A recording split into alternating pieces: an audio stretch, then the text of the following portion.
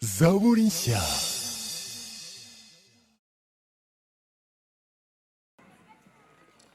Shimye Imana cyane kuko yaduhaye ibihe byiza, abaririmbyi baturirimbiye, kandi kuwazanye inzara n'inyota hari icyo Imana yatangiye kuvugana n'abantu bayo.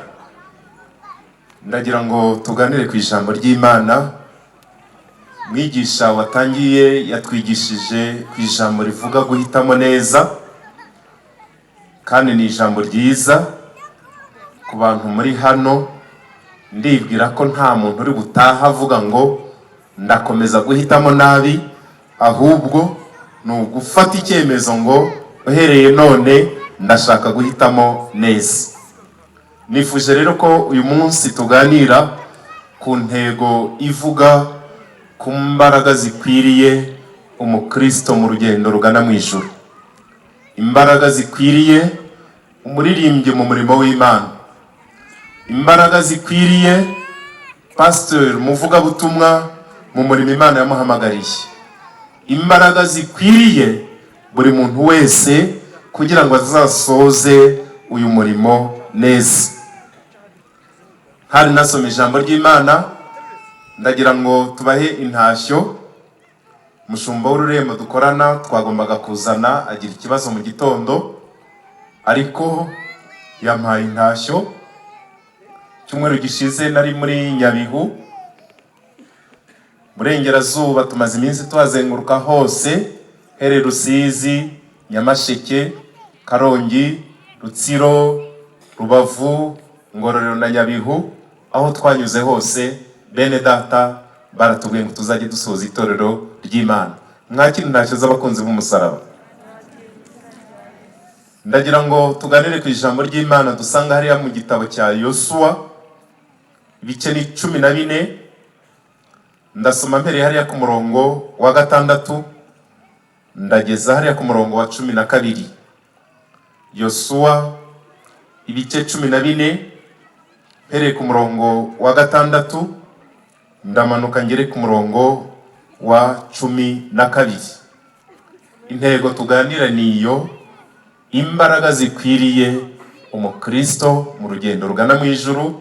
Imbaraga zikwiriye umukozi w'Imana, imbaraga zikwiriye umuririmbyi, umudiyakoni, pastor, mwarimu, kugira ngo tuzasoze uru rugendo neza. Ndagira ngo dusome bafite izi Bibiliya za vuba, ni page ya 220. Abayuda bahera ko basanga Yosuwa i Gilugali. Kalebu mwene Yefune Umukenazi aramubaza ati, ntuzi icyo Uwiteka yatuvuzeho jyewe nawe? Akabibwira Mose umuntu w'Imana turi Kadeshi y'i Barineya. Icyo gihe nari maze imyaka 40. Twari tukiri Kadeshi y'i Barineya. Mose umugaragu w'Uwiteka ntuma kujya gutata igihugu. Bukeye ngarutse muhamiriza ibyo nari nabonye n'umutima utabeshya. Ariko bene data twajyanye bahisha imitima y'abantu ubwoba. Jyeweho nomatanye n'Uwiteka Imana yanjye rwose. Maze uwo munsi Mose ararahira ati, ni ukuri igihugu wakandagiyemo kizaba gakondo yawe n'iy'abana bawe iteka ryose, kuko womatanye n'Uwiteka Imana yanjye rwose. Muvuge ngo amen. Nuko Kalebu arongera aravuga ati, kandi dore Uwiteka atumye mariye imyaka 45 nkuko yavuze. Wehereye igihe Uwiteka yabwiriye Mose Abisirayeli bakizerera mu butayu, none dore uyu munsi shyikije imyaka 85. Ubu ndacyafite imbaraga nkuko nari nzifite urya munsi Mose yanyoherejeho. Uko imbaraga zanjye zameraga ku rugamba ntabara ngatabaruka, na n'ubu niko zikiri. None umusozi Uwiteka yavuze urya munsi, icyo gihe wumvaga ko Abanaki bari bahari, kandi ko hariho imidugudu minini igoswe n'inkike z'amabuye. None ahari aho Uwiteka azaba ari kumwe nanjye, mbirukane nk'uko Uwiteka yavuze. Amen. Haleluya. Ndagira ngo nongereho ijambo riri hariya mu gitabo cy'umuhanuzi Mika, ibice ni 6 n'umurongo wa 8. Mika ibice 6 n'umurongo wa 8. Turihuta, amasari kwihuta cyane. Aravuga ngo, yewe mwana w'umuntu we, yakweretse icyiza icyo ari cyo. Icyo Uwiteka gushakaho ni iki? Icya mbere ni ugukora ibyo gukiranuka. Icya kabiri ni ugukunda kubabarira. Icya gatatu ni ukugendana n'Imana yawe wicisha bugufi. Nsoreze mu gutegeka kwa 2 ibice ni 30. Ndasoma murongo wa 15 kumanuka hepfo, soreze kuri uriya murongo wa 19, hanyuma tuganire Bibiliya mwazifunze. Gutegeka kwa 2 ibice ni 30 here ku murongo wa 15.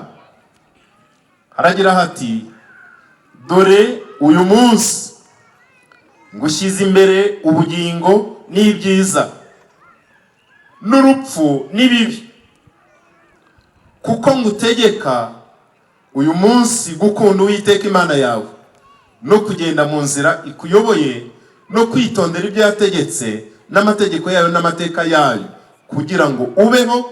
Cya kabiri, ugwire. Cya gatatu, Uwiteka Imana iguhera umugisha mu gihugu ujyanwamo no guhindura. 12. Ariko umutima wawe nuteshuka, ntuyumvire, ukoshwa, ukikubita imbere y'izindi mana ukazikorera, uyu munsi ndababwira yuko muzarimbuka, ntimuramire mu gihugu mwambuka Yorodani mujyanwamo no guhindura. 19 ariho nsoreza.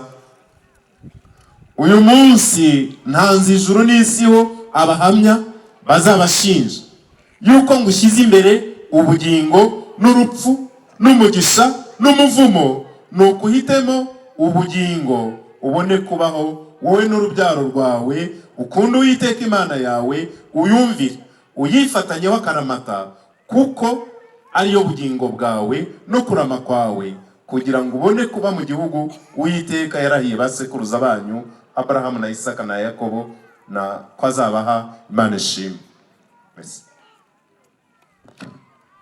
N'aya magambo nifuje ko tuganira mu gihe gitoya,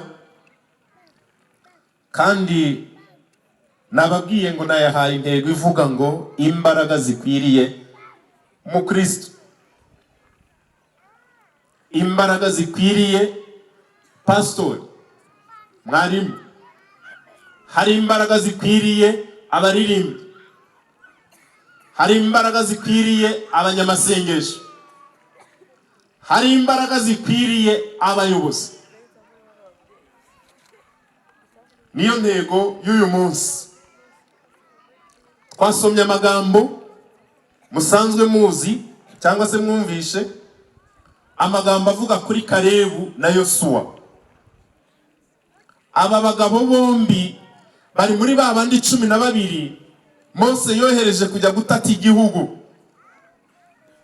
Bose bakitegereje, hari icyo bahurijeho, baravuze ngo ni igihugu cyiza, ni igihugu cy'amata n'ubuki, ni igihugu rwose gifite umusaruro. Icyakora muri babandi 12, 10 bazanye inkuru itandukanye n'iy'abandi 2. Abo 10 baravugaga bati, kiraryoshye, kimeze neza, kireze, hameze okay. Ariko bakongeraho ngo ariko, ngo kirimo abanaki. Bakavuga ngo twibonaga turi inzige, nabo bakatubona turi inzige. Nyamara Yosuwa na Kalebu bo baza kubona bitandukanye nuko babandi 10 babonye ibintu. kuba ikintu cyemejwe na majorite absolue abantu bose ntibivuga ngo niki Imana ishyigikiye. Apana, ashobora kuba ari umwe ari babiri bahagaze mu gukiranuka, Imana igahagarara mu ruhande rwabo. Haleluya. Uzakiranuke n'ubu uri umwe abandi bati wapi, ariko wowe uzakiranuke Imana izahagarara mu ruhande rwawe. Yosuwa na Kalebu nibo baje bavuga bati abo banaki koko barahari, abagabo banini barebare b'intwari barahari, atariko nimwibuke iby'Imana yakoze bibatere kwizera yuko izaba iri kumwe natwe, abo banaki bakavaho ngo tuzabarya umutsima. Haleluya. Bibiliya nayisomye nsanga ivuga ngo uyu Kalebu yari afite undi mutima, nicyo cyamushoboje guhamya ibitandukanye n'iby'abantu benshi bari bahamije. Ngo Imana yari yaramuhaye undi mutima, umutima wizera, umutima utarebesha amaso y'umubiri gusa, ahubwo umutima ureba ukajya hirya ukavuga ngo iyabanye natwe kirya gihe. Haleluya. Umva, mwiyaciye ibarabara mu nyanja izananirwa kuduha igihugu, kandi ariyo yaduhagurukije iki tujyanyemo. Iyatugaburiye imyaka 40 mu butayu, inkweto ntizisaze, imyambaro ntisaze, ntaho twashoboraga kuyigurira, izananirwa kutugeza mu gihugu yitwa inyantege nke. Bahagarara mu kwizera baravuga ngo umva, ntimugomere Imana. Niba Uwiteka atwishimira ngo icyo gihugu azakiduha, kandi ari igihugu cy'amata n'ubuki. Haleluya. Kwishimirwa n'Imana. Urifuza ko Imana iba mu ruhande rwawe, kora ibituma Imana ikwishimira. Urifuza yuko Imana ikurwanirira no mu kazi kawe, kora iby'Imana yishimira. Urifuza ko Imana igushyigikira no mu muryango, kora iby'Imana yishimira. Barahagarara baravuga ngo niba Uwiteka twishimira icyo gihugu azakiduha. Abana bato, haleluya. Haleluya. Muguriki. Ndavuze ngo niba Imana igira gute? Itwishimira. Abana munsubize. Niba Imana igira gute? Haleluya. Ngo niba Imana itwishimira icyo gihugu izakiduha ari icy'amata n'ubuki.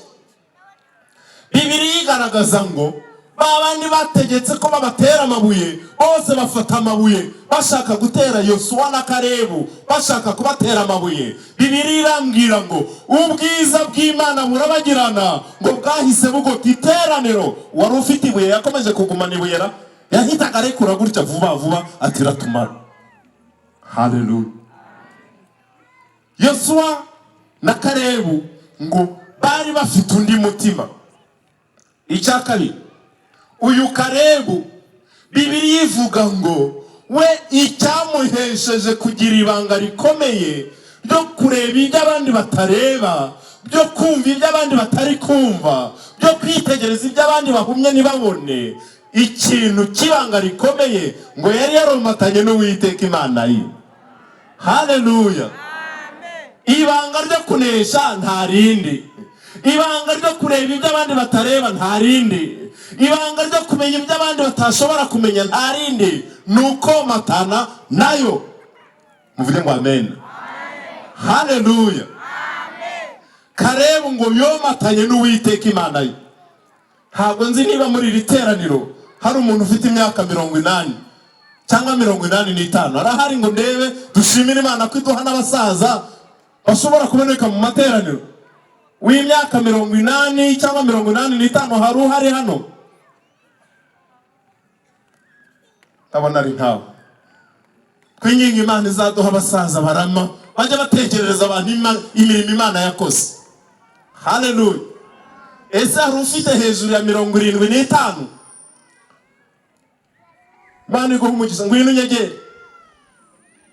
Ngwino hano dushimire Imana ko iduha n'abakecuru bubashye Imana kugera mu myaka 75. Ndamwegera hariya ntacyo bintwara. Haleluya. mukecuru ntacyo komera pfa kuba uramenye Yesu. muze nimuze munyegere, muze munyegere. Yesu nashimwe. Witwa nde tate? Nitwa Kakuze Maria.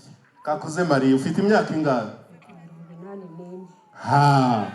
Muhimane amashyi menshi. Mukecuru afite imyaka 84. Amina. Amina.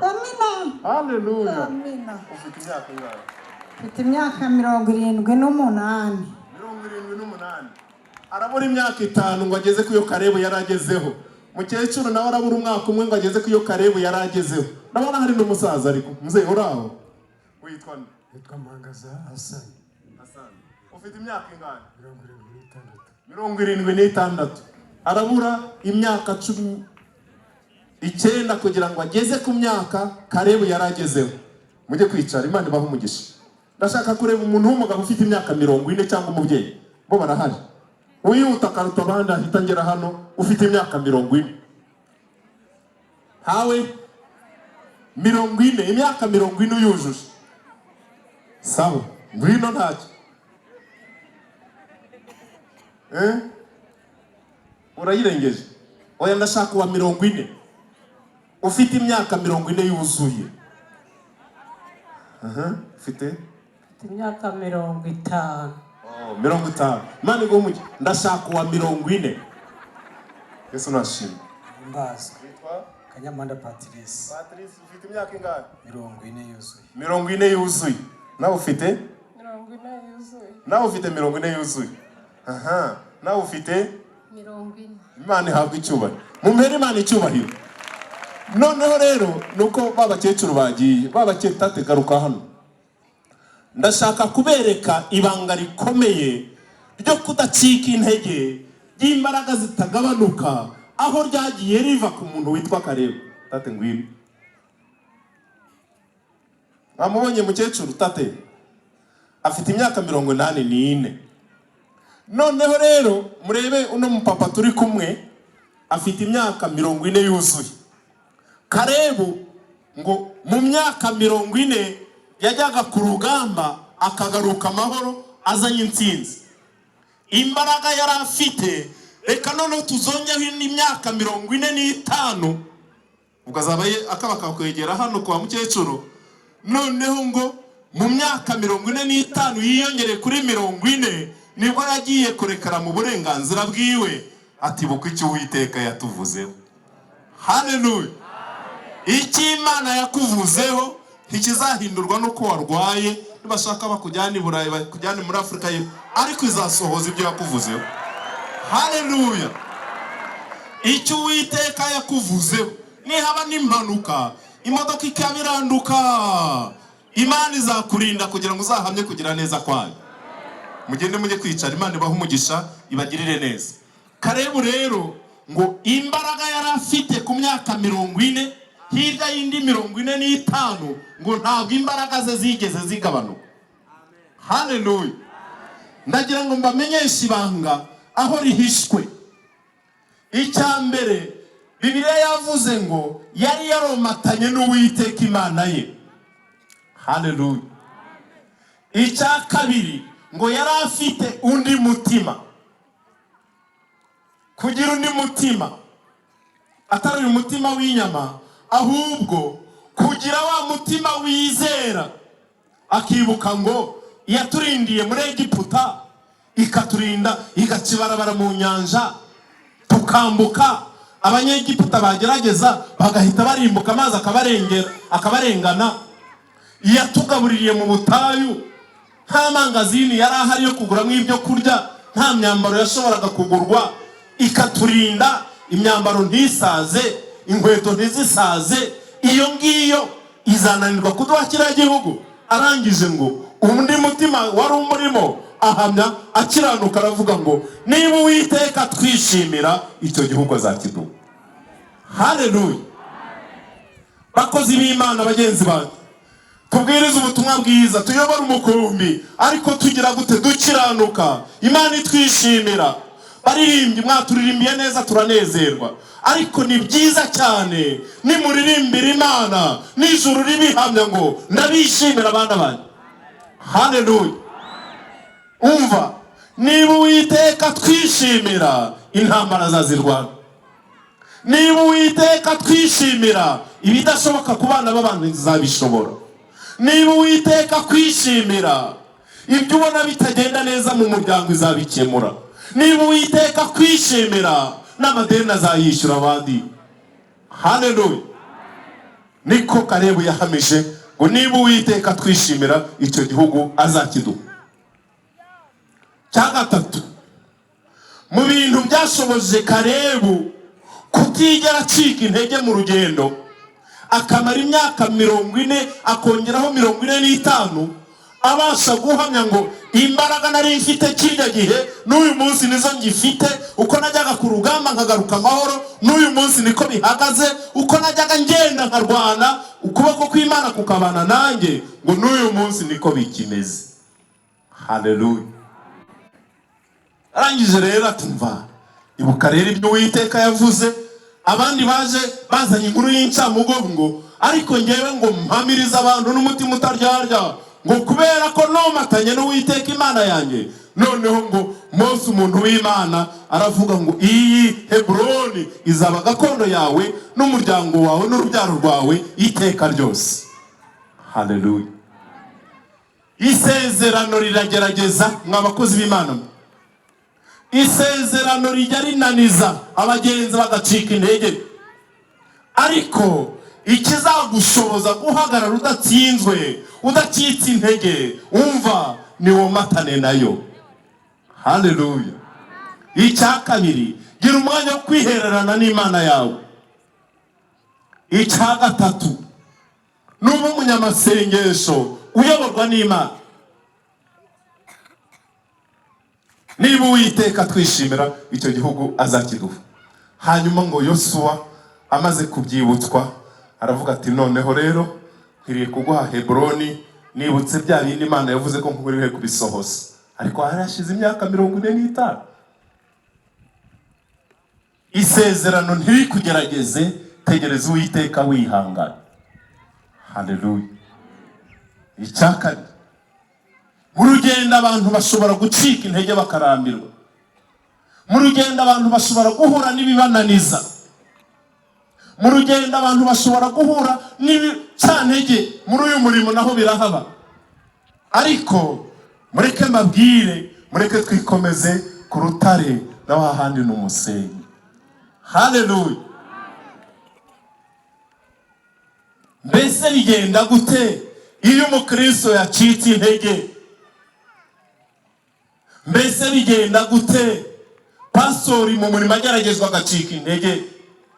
Mbese bigenda gute umunyamasengesho wamaze gucika intege akarambirwa? Mbese bigenda gute iyo umuririmbyi ategereje isezerano akageraho kumva acitse intege? Umva, iyo umuntu w'Imana amaze gucika intege, dore bimuranganira. Icya mbere, atangira no gushidikanya ku ijambo ry'Imana bamubwiye. Nyamara iri jambo ryo n'undi nyakuri, tubyemera tutabyemera, ijambo ry'Imana ni ukuri. Cya kabiri, uwamaze gucika intege atinyuka ibyo yatinyaga. Umuntu yihannye arira, yihannye ibyaha ahinda umushyitsi, yihannye aje kuri Yesu avuga ati ahari araza none azaza ejo.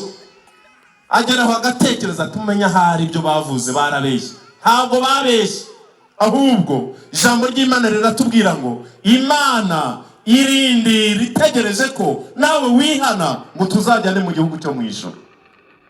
Ntabwo Imana itiza isezerano nk'uko benshi babivuga, ngo ahubwo ihora itegereje ko abantu bihana, bamara kwihana hanyuma uwanyuma na nyuma uzinjira mu bantu b'Imana. Imana ni ikinga, ubwo bizaba byarangiza izajyana abo ngabo. Batubwiye ngo ukwiriye guhitamo neza muri iki gitondo. Hitamo kubaha Imana, kuko kwitoza kubaha Imana gufite isezerano ya none, ariko no mu gihe kizaza hari ubugingo buhora. Haleluya. ntimucogorere gukora neza kuko tuzasarura nitutagwisana. Mana ikugirire neza. Iyo umuntu amaze gucika intege, zahamagara repetition azaseta ibirenge, ariko bariya nabo amasengesho y'iminsi 2 cyangwa yitataza sarwa bariya nabo wana bamubwira bati nyaboneka tugire aha hantu tubane hato tusabe ngo tuhagure, ariko bariya nabo barakabije. Intege nkiyo zatangiye kuza, umuntu atinyuka ibyaha yatinyaga. Iyi intege nke zamaze kwinjira, umuntu arasambana kumva ni ibisanzwe, ati nabandi barabikora. Genda ugwe mu byaha wenyine, ntukavuge ngo bose barabikora. Oya, iyo umuntu amaze gucika intege, yarihanye kwiba, yongera kumva ari ibisanzwe, kumva ni ibisanzwe, ati buriya nabandi bose barabikora. Oya, ntuzarebere ku bandi ujye uvuga ngo ngewe n'Imana yanjye ndashaka komatana nayo, abandi bakiranirwe nge nzakiranuka, abandi bagenda ukundi nzagenda uko Imana ishaka, abandi bakora ibyangwa n'Imana nzakora ibishimisha Imana. Haleluya. Intege nke iyo zaje ku munyamasengesho, gahunda yo gusenga iragera, Satani akamwumvisha ngo ntibibuka ko umaze iminsi udasura kanaka, kureko uzasura babandi. Ntiwibuka yuko n'umwana akuriye kujya gusurwa ku ishuri, ugapanga gahunda zidafite gahunda, kandi Satani arigira ngo akubuze umwanya wo gusenga. Kandi mu gusenga duhishurirwa imigambi y'Imana, tugahishurirwa n'imigambi ya Satani. Haleluya. Abaharuguru muri kunyumva? Haleluya. Reka da, iyo ngiyo yazatugeza ku bunani mwokagira Imana. Haleluya. Byari bitangiye kuza, mukurikire mwirangara. Ntabwo ntinda, igihe turagikoresha neza kuko dukwiye kukibyaza umusaruro. Noneho rero yavuze Kalebu ngo imbaraga nari mfite kirya gihe n'uyu munsi nizo ngifite. Baririmbiwe, nashimiye Imana mbonye iriya pancarte. Korali Bewu, Imana ibaha umugisha. Mbese hari abatangiranye na korali igitangira, mwabe mukiri mu murimo, mugire gutya ndebe musigaye muri bangahe? Nta n'umwe watangiranye imyaka 20 nyine ari mu murimo, bari mu mirimo. Ari he? Imana iguha umugisha. Noneho rero buriya nyuma y'imyaka 20 hari bamwe bagikomeje umurimo bawukomereje n'ahandi, hari abandi bagikomeza kurwana intambara nziza yo kwizera, hari n'abandi bayembayembye murababura.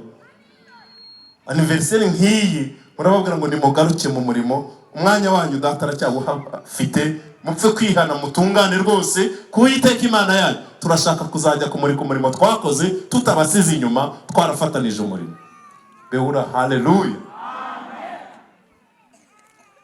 Imbaraga nari mfite kirya gihe n'uyu munsi nizo ngifite. Mbese wa mubyeyi we, imbaraga wari ufite kirya gihe urwana n'ibyaha ukabinesha, wihanganira ibikugerageza, mu rugo bagukubita ukuti Imana ubyiteho, uzahanagura amarira ku maso yanjye, bagukorera ibibi ukihanga. Imbaraga za kirya gihe uyu munsi niko bikimeze. N'umunsi wo koza kongera kubwira Imana ngo Uwiteka we, imbaraga zaragabanutse, imbaraga zongeye kugabanuka, ongera usubize intege mu bugingo bwanjye. Haleluya. Yesaya 40:29 haravuga ngo niyo yiha intege abameze gute? Ko muvuga gahoro. Nutibashije izamugirira gute? Izamwongerera mu imbaraga. Uyu munsi uze gutaha wabwiye Yesu ngo ndashaka gusubizwa intege mu bugingo bwanjye, kuko ibicantege, kuko ibigeragezo, kuko uburwayi, kuko ubukene, kuko ubushomeri byamaze nk'imbaraga. Ndashaka kongera gusubizwa mu imbaraga uyu munsi wa none. Nagusomeye undi murongo uvuga ngo yewe mwana w'umuntu we, Jean de la Paix, Jean de la Croix, Joseph, Margarita, wibabara n'irindi, ngo Uwiteka yakweretse icyizi cyari cyo. Icyo Uwiteka Imana igushakaho ni iki? Ni ibintu bitatu. Icyambere, ntegera gutwicaye munsi y'igiti, ngo nugukora ibyo gukiranuka, kiranuka ku Uwiteka Imana yawe. Umuhanga umwe yaravuze ngo gucuruzanya ubunyangamugayo ngo nubwo bikomeye ngo ariko birashoboka. Niki cya mbere? Gukora ibyo gukiranuka. Haleluya. Jambo rya kabiri ryavuze ngo nugukunda kubabarira. Ntabwo ari ukubabarira gusa, oya, gukunda kubabarira. Yesu bamubajije ngo mugenzi wanjye nancumuraho nzamubabarire ngeze kangahe? Nzageze byibuze 7. Yesu ati oya, 7 ni gake, uzamubabarire 7 inshuro 70, hafi 490. Waje kabiri ati mbabarira, ugace kagaruka ati nongeye gucumura mbabarira. Avuga ati dore aho wahereye mvi imbere. Ariko Yesu we ngo nagucumuraho uzamubabarire 77. Sibyo mushiki wawe? Haleluya. Gukunda kubabarira. Hari abandi bajya bavuga batari kubundi pasi nawe uraturushya, tuzasaba imbabazi n'utadusabye imbabazi. Nzi ko ari ijambo ry'Imana ndarihindura. Wowe Bibiliya iratubwira ngo umuntu wakugiriye nabi numuha ibyo kurya ukamwambika ukamukorera ibyiza ngo uzaba umurunzaho amakara yakumuriro ku mutwe. Reka dukore iby'ijambo ry'Imana ritubwira. Gukunda kubabarira. Nuwakwirukanishije mu kazi uzamukunda. Ku muntu ntibishoboka, ariko wamaye imbaraga z'Imana yamusabira umugisha kugira ngo azakizwe, azahinduke, ntazongere kujya agambanira abakozi b'Imana bagenzi. Cya gatatu, Bibiliya yavuze ngo nukugendana n'Imana ariko umuntu ameze ati yicisha bugufi. Bibiliya ivuga ngo kwicisha bugufi kubanziriza iki? Guhabwa icyubahiro. Ngo kwishyira hejuru kukabanziriza iki? Kurimbuka cyangwa kugwa. Bibiliya rero iratubwira ngo niba ushaka ko Imana igushyira hejuru nucishwe bugufi. Niwicishe bugufi wiyoroshye. Reka ubwibone bwawe, reka kwikakaza kwawe, reka kwishyira hejuru kwawe, wicishe bugufi, Imana izakuzamura mu gihe gikwiriye. Imana iguha umugisha. Nashoreje ku ijambo ryuzuza iry'umukozi w'Imana yatuganirije. Ngo uyu munsi ni none n'ejo. N'ejo ni mu cyumweru gitaha, ni mu kwezi kwa 12, ni ryari? Uyu munsi mu cyongereza bavuga ngo iki? Today. Mu gifaransa bakavuga ngo iki? Aujourd'hui. Mu Kiswahili bakavuga ngo iki? Leo. Imana ibaha umugisha. Harabazi ikigande, mu kigande bavuga ngo iki? Uyu munsi. Wa lero. Imana ibaha umugisha. Mu ndimi zitandukanye baravuga ngo uyu munsi. Bibiliya iravuga ngo niwumva ijwi ry'Imana niwirangira iki? Umutima, ahubwo uhindurwe n'imiburo y'ijambo ry'Imana. Ngo uyu munsi hari icyo Bibiliya yavuze ngo ni none. Birashoboka utagize amahirwe yo kumva ijambo ry'Imana, n'uyu munsi waryumvise. Ngo Imana itanze abahamya bazagushinja imbere y'Imana yuko ngo igushyize imbere inzira zingahe? Inzira zingahe? Musubize. Inzira y'ubugingo n'inzira y'iki? Y'urupfu. Inzira y'umugisha n'inzira yihe? Y'umuvumo. Niko Bibiliya yatubwiye. Ngo noneho ngo uhitemo rero mw'abantu b'Imana mwe, uretse uwaba ari umurwayi wo mu mutwe atumva neza, ubwenge butari ku gihe, hari umuntu wahitamo urupfu hari ubugingo? Ntabwo bishwiriye. Uretse uwaba arwaye mu mutwe, hari umuntu wahitamo umuvumo kandi hari umugisha w'Imana? Bibiliya rero yavuze ngo n'uyu munsi itanze abahamya bazagushinja kwigushyize imbere inzira ebyiri, inzira y'ubugingo n'inzira y'urupfu, inzira y'umugisha n'inzira y'umuvumo, ngo uhitemo. Ariko ikugira inama ngo ndakugira inama ngo uhitemo ubugingo ubone kubaho. Haleluya. Guhitamo ubugingo kuri wowe niwe bifitiye inyungu. Guhitamo nabi akaba mukobwa we afite amahirwe adasanzwe, ariko ngo agiye kubaza nyina ati ko bambwiye Imana iratwibutse. Uyu munsi Imana iratwibutse. Uzi ko papa mbwiye ngo musabe icyo ashaka cyose, ngo na kimwe cya kabiri cy'igihugu arakimpa. Tumusabe iki? Uzi ibibazo dusanga, tumusabe iki? Tekereza nawe. Amahirwe Imana yari imuhaye ayajugunye gutya, arayatagaguje, yapfushije ubusa. Arangije nyina utubaha Imana, nyina cyaha cyamaze kumurya, atangira kuva, abonye uko amwicaye. Ubundi Bibiliya iravuga ngo yari yarabuze uburyo, kuko Bibiliya uko twasomye ngo noneho ngo uburyo buraboneka bandi. Arangije noneho ngo genda usabe igihanga cya Yohana. Hari icyo yungutse se? Uyu munsi Imana iri kukubwira ngo ni inzira ebyiri, hitamo inzira y'ubugingo kugira ngo uyinyuremo. Hagomba iki? Bigusaba kwihana, bigusaba kwiyeza, bigusaba kwakira Umwami Yesu nk'Umwami n'Umukiza w'ubugingo bwawe, bigusaba guhinduka mu myumvire, ugahinduka mu mitekerereze, ugahinduka mu myifatire, ugahinduka mu migendere. Kavuga ngo seze ku nzira zose z'isi sinzongera kuzinyuramo uhereye none, kuko Data ari kumpamagara ngo tuzabane mu bwami bwo mu ijuru. Haleluya. Hitamo neza nkuko Elisa yahisemo. Kozi Imana aramubaza ngo nsaba icyo ushaka cyose tutaratandukana. Yamusaba ubutunzi yari kububona, yamusaba icyubahiro yari kugihabwa, yamusaba byose yari kubimuha, ariko arangije ahitamo neza ati ndaga imigabane ibiri gusa ku mwuka w'Imana uri muri wowe. Haleluya. Ndagira ngo muri aya masaha haza gutinda cyane ngatuma ibyari kugufasha Satani abigiyayura akabijyana. Ndagira ngo muri iki gitondo wibuke ko imbaraga zarashize, zishize, ugwa mu byaha, uguye mu byaha. Satani akakubwira ngo ntacyo bitwaye, buriya n'abandi abashobora kuba babikora. Oya, abandi ni abandi, ariko weho ihane none utungane rwose kuwiteka Imana yawe, kubera yuko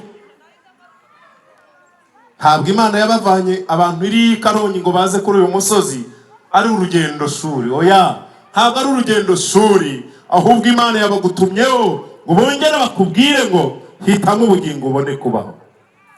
Imbaraga zarashize, ngwino kuri Yesu atanga imbaraga.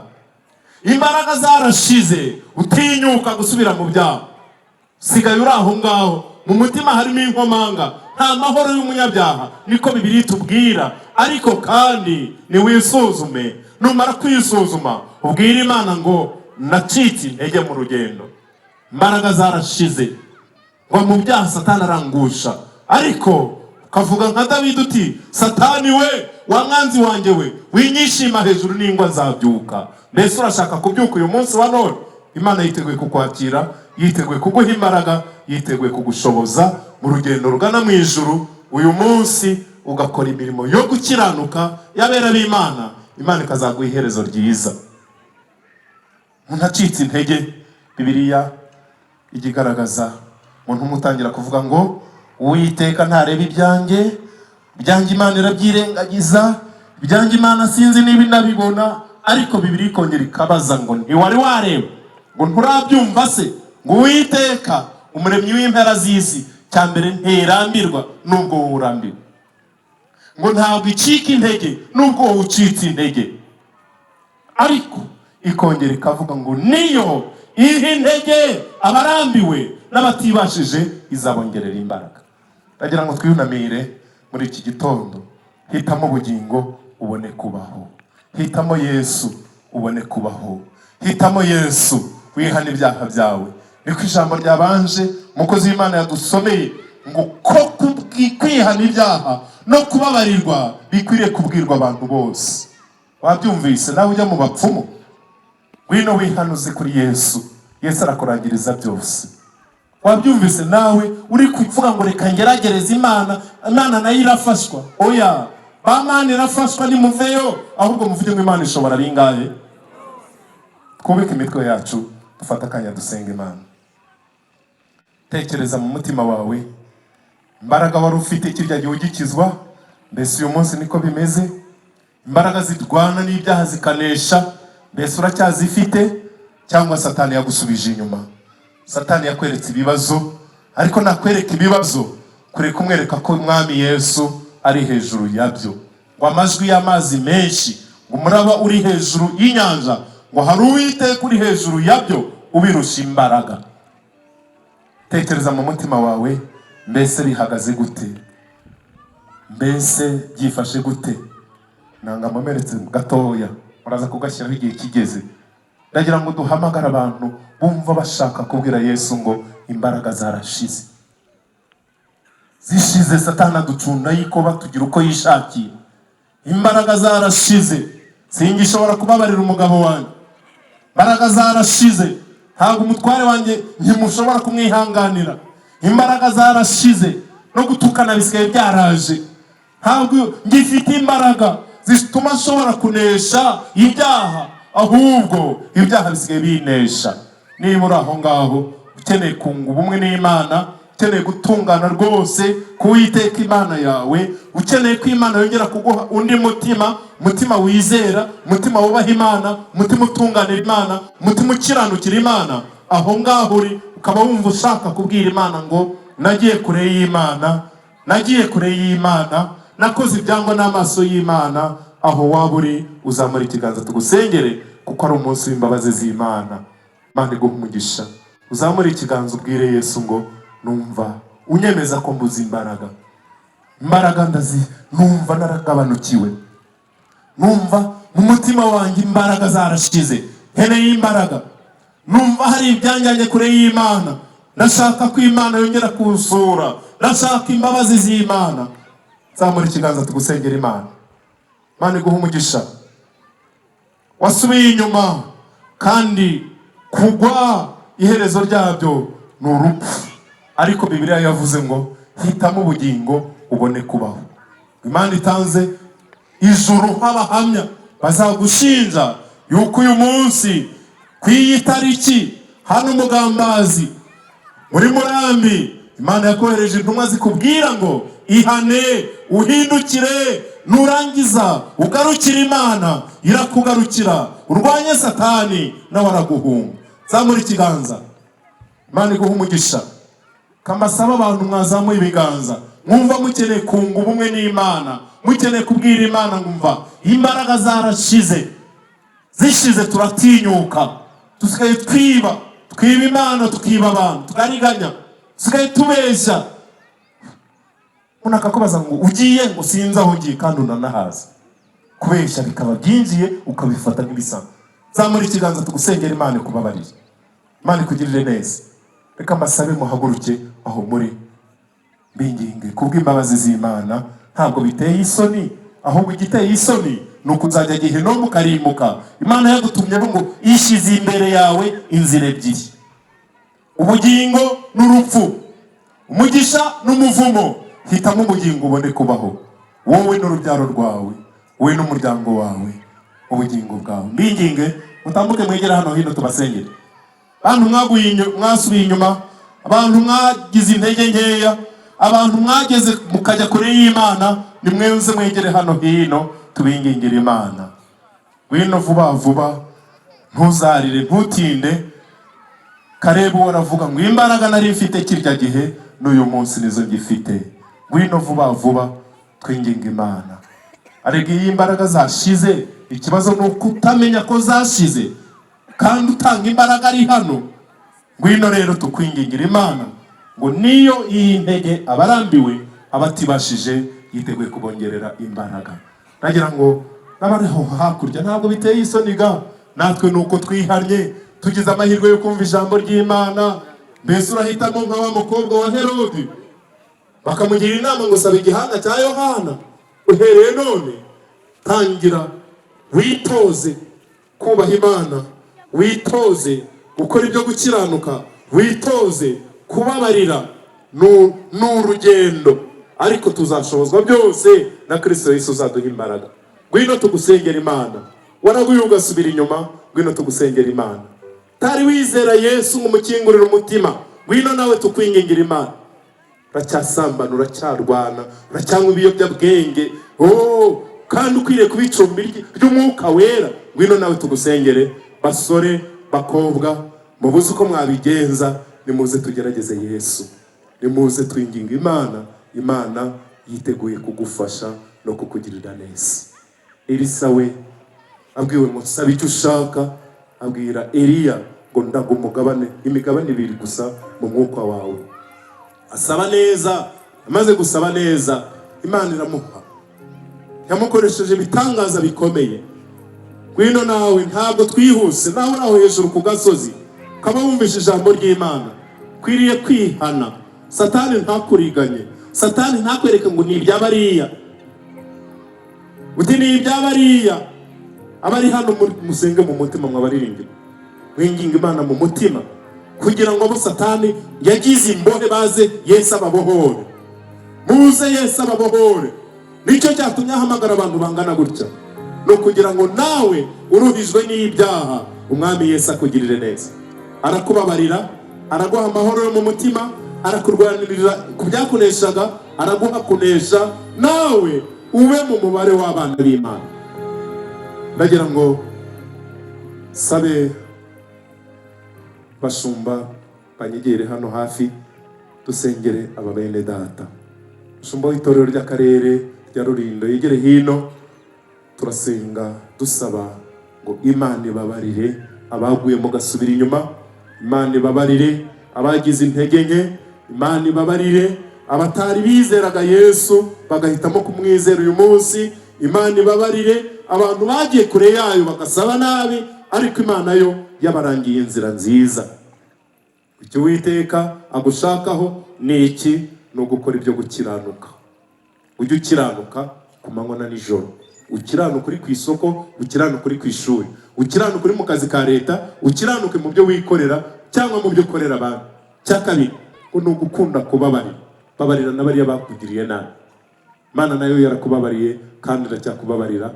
Bityo kuko Imana ari umutunzi w'imbabazi, usaba Imana ikwambika imbaraga zigushoboza kubabarira umugabo waguhemukiye akaguca inyuma. Imana ikubabarire guca inyuma y'umufasha wawe, abantu ntibabimenya ariko Imana irabizi. Wakwihana uyu munsi ukavuga ngo nanjye Mana mbabarira. Imana ikubabarire ingeso z'ubusambanyi zose wagendeyemo. Imana ikubabarire kuriganya no kugambanira bene so.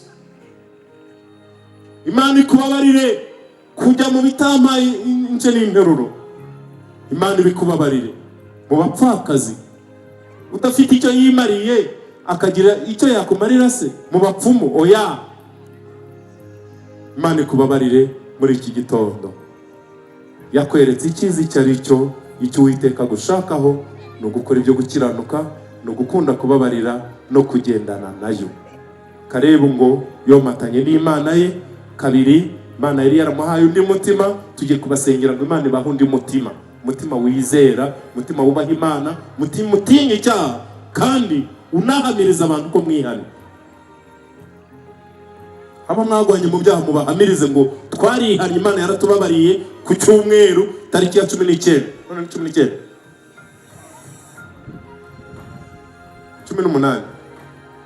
Hanyuma kandi uhereye none kuri mwebwe tugiye gusengera icyaha cyose Satani yaguteje, kucyatuza akanwa kawe ubwire Yesu ngo mbabarire ibi nabiguyemo, ariko mwa mwami wanjye we mbabarire.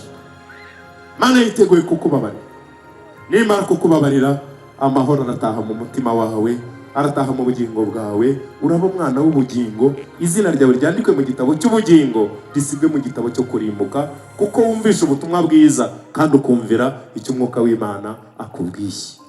Ndagira ngo hano menya ni heza ntacyo bitwaye, mucyo bugufi pfukama aho ngaho.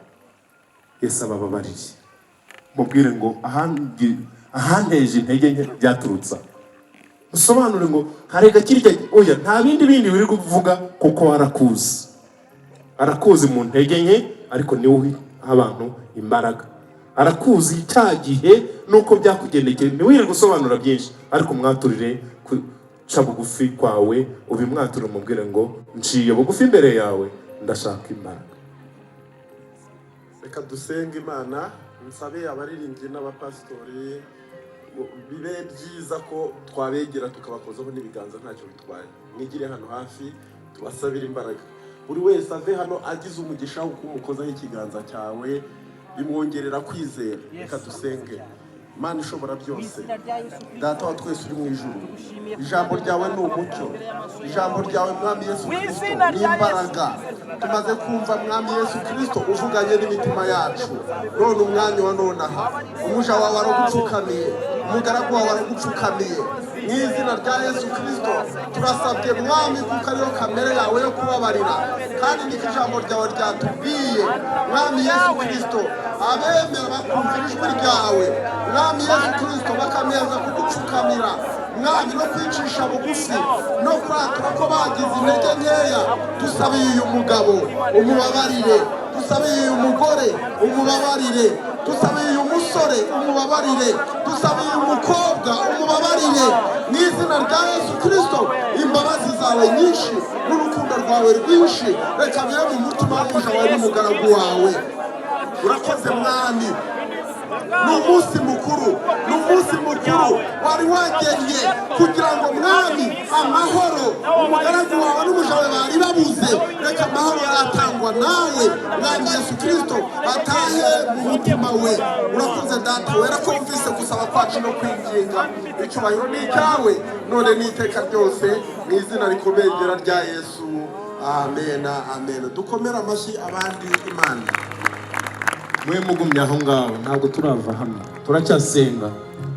Ndibwira ko ku bandi musigaye n'aba ngaba bapfukamye, hari umuntu udakeneye imbaraga z'Imana? Hari utazikenera? Bibiliya yavuze ngo niyo iyi intege abarambiwe abatibashije zagira gute? Zabongerera imbaraga. Munyemerere muhagaruke aho ngaho mwicaye, mwebwe muraguma aha ngaha, tugiye gusaba Imana imbaraga. Abaririmbyi musaba imbaraga, bakozi b'Imana dusaba imbaraga, torero musaba imbaraga, banyamasengesho dusaba imbaraga, abantu bose bari kuri uyu musozi tubwire Imana ngo dukeneye imbaraga. Nibyo? Reka amazi y'ubugingo antembemo, reka Mwuka Wera bari uganza, mu bingora bikambuza amahoro, imitwaro yanjye nayimukore. Reka amazi y'ubugingo antembemo, reka Mwuka Wera bari uganza, mu bingora bikambuza amahoro, imitwaro yanjye nayigukore. Bwira Yesu, Yesu, funga amaso musenge. Yesu, Yesu, bibwire Yesu, Yesu, Yesu, Yesu. Oh, bwira Mwuka, Mwuka, Mwuka, Mwuka we. Oh, bibwire Yesu, Yesu, Yesu, Yesu. Bibwire Data, nginga Data guha imbaraga, nginga Data guha imbaraga. Oh, Data,